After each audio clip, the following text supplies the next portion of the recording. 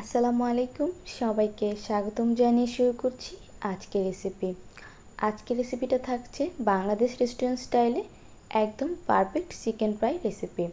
আশা করছি আমার আজকের রেসিপিটি আপনাদের কাছে ভালো লাগবে। ছোট্ট একটি লাইক দিয়ে ভিডিওটি দেখা শুরু করবেন, আর যদি ভালো লেগে থাকে তাহলে সাবস্ক্রাইব করে পাশেই থাকবেন। চিকেন ফ্রাই তৈরি করার জন্য আমি এখানে 5 পিস লেগ পিস নিয়েছি, তবে আপনারা চাইলে মুরগির যে কোনো অংশ দিয়ে এই চিকেন ফ্রাইটা তৈরি করতে পারেন। আর হ্যাঁ, রেস্টুরেন্টে কিন্তু স্কিনটা সহ নেওয়া হয়, আমি স্কিনটা বাদ দিয়েছি।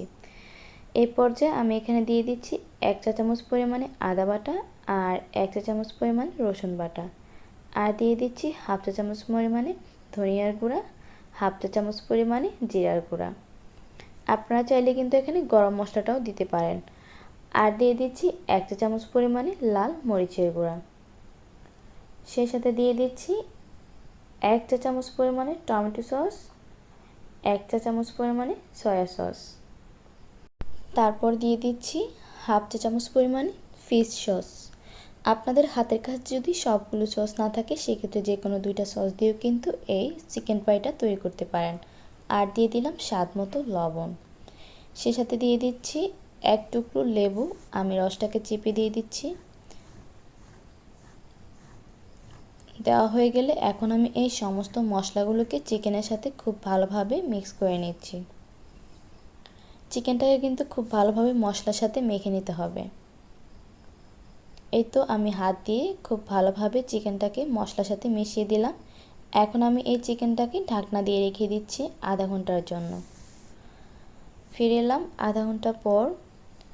এখন আমি আবারও কিছুটা মিক্স করে দিচ্ছি। আপনাদের হাতের কাছে যদি খুব বেশি সময় থাকে সেক্ষেত্রে আপনারা চাইলে 2 থেকে 3 ঘন্টার মতো চিকেন ফ্রাইটা ম্যারিনেট করে রাখতে পারেন। এখন আমি একটা বাটিতে নিয়ে নিচ্ছি মেজারমেন্ট কাপের 1 কাপ পরিমাণে ময়দা। চিকেন পাই তৈরি করার জন্য কিন্তু অবশ্যই ময়দাটা নিতে হবে, তাহলেই কিন্তু চিকেন পাইটা খুবই ক্রিস্পি হবে। আর দিয়ে দিলাম 3 টেবিল চামচ পরিমাণে চাউলের গুঁড়া। আপনাদের হাতের কাছে যদি চাউলের গুঁড়াটা না থাকে সেক্ষেত্রে আপনারা চাইলে ময়দা দিয়েও করতে পারেন। আর দিয়ে দিলাম 1 চা চামচ পরিমাণে লাল মরিচের গুঁড়া, হাফ চা চামচ দিয়ে দিলাম গরম মশলা, সেটাতে দিয়ে দিলাম হাফ টিস্পুন পরিমাণে লবণ। এখন আমি এই শুকনো উপকরণগুলোকে ময়দার সাথে খুব ভালোভাবে মিক্স করে নিচ্ছি। এই তো আমি খুব ভালোভাবে মিক্স করে নিয়েছি। মিক্স করা হয়ে গেলে এখন আমি এখানে চিকেনগুলোকে খুব ভালোভাবে কোট করে নেব। প্রথমে আমি একটা চিকেন নিয়ে নিলাম, তারপর আমি উপর থেকে এভাবে ময়দাটা ছিটিয়ে দিলাম। তারপর আমি হাতের মধ্যে কিছুটা ময়দা নিয়ে চিকেনের গায়ে এভাবে আলতোভাবে চেপে আমি চিকেনটাকে কোট করে নিচ্ছি। কিছুক্ষণ কোট করে নেওয়ার পর আমি ময়দাটাকে ঝেড়ে আমি নর্মাল পানি নিয়েছি, তার মধ্যে আমি চিকেনটাকে প্রায় 30 সেকেন্ডের মতো ডুবিয়ে রাখছি। তারই মাঝে আমি এখানে আরও একটি চিকেন নিয়েছি, আর এই চিকেনটাকেও কিন্তু আমি একইভাবে খুব ভালোভাবে ময়দার সাথে কোট করে নিচ্ছি। দেখুন আমি কিন্তু শুধু চিকেনটাকে ঘোরাচ্ছি না, ময়দাটাকে দিয়ে চেপে তারপর চিকেনটাকে ঘুরিয়ে খুব ভালোভাবে কোট করে নিয়েছি। এখন আমি প্রথমে যে চিকেনটাকে পানিতে চুবিয়ে রেখেছিলাম সেই চিকেনটাকে উঠিয়ে নিলাম, তারপর আবারও ময়দার মধ্যে দিয়ে খুব ভালোভাবে কোট করে নিচ্ছি। চেপে চেপে কিন্তু কোট করতে হবে, শুধু চিকেনটাকে ঘোরাবেন না, উপর থেকে ময়দা নিয়ে এভাবে চিকেনটাকে ঘুরিয়ে খুব ভালোভাবে কোট করে নিতে হবে। এই তো আমি খুব ভালোভাবে কোট করে নিয়েছি।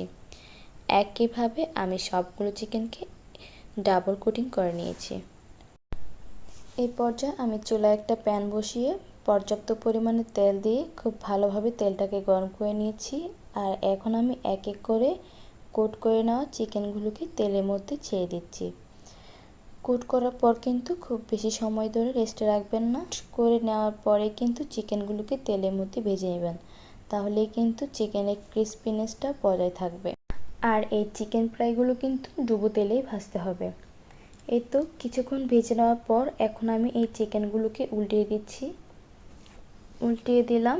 এখন আমি আবারও কিছুটা সময় নিয়ে এই চিকেনগুলোকে একটা সুন্দর কালার আসা পর্যন্ত ভেজে নিলাম। আমি প্রায় 10 মিনিট সময় নিয়ে এই চিকেনগুলোকে ভেজে নিয়েছি। খুব বেশি চুলার আঁচটা বাড়িয়ে কিন্তু চিকেনগুলোকে ফ্রাই করা যাবে না, চুলার আঁচটা মাঝায় রেখেই কিন্তু এই চিকেনগুলোকে ফ্রাই করে নিতে হবে। এই তো খুব সুন্দর একটা কালার চলে এসেছে। এখন আমি এগুলোকে চুলা থেকে নামিয়ে নিচ্ছি। আপনারা যদি আমার টিপসগুলো ফলো করে থাকেন তাহলে বাসায় এভাবে চিকেন ফ্রাইটা তৈরি করে দেখতে পারেন। আশা করছি রেস্টুরেন্টের স্বাদকেও হার মানাবে।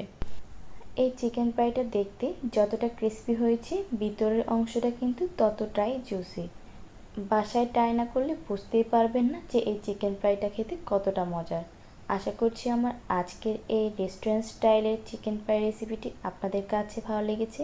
যদি ভালো লেগে থাকে অবশ্যই আমার চ্যানেলটি সাবস্ক্রাইব করবেন, পাশে থাকা বেল বাটনটি অল করে রাখবেন পরবর্তী ভিডিও নোটিফিকেশন সবার আগে পাওয়ার জন্য। সবাই ভীষণ ভালো থাকবেন, সুস্থ থাকবেন। আজকের মতো বিদায় নিচ্ছি। আল্লাহ হাফেজ।